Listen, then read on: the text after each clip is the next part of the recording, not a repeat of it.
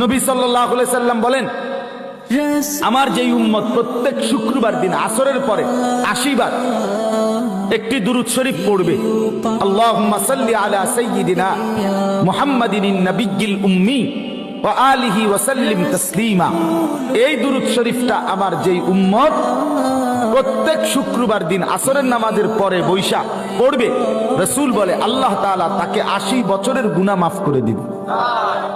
এটা পড়বেন কোন দিন? এটা পড়বেন না, এটা পড়তেন না, এটা জিলাপি নাই, এটার লগে কি নাই? জিলাপি। এটার লগে খিচুড়ি নাই। এটা বলেন পড়বেন। রাসূলুল্লাহ সাল্লাল্লাহু আলাইহি ওয়াসাল্লামের সাহাবীরা মহব্বতে দুরূদ পড়তেন, সাথে কোনো কিছু পাওয়ার আশায় না। রাসূলুল্লাহর ভালোবাসা, নবীজির ভালোবাসা। অতএব ভেবে দেখেন বাপ, কথায় যদি একটু শক্ত হয়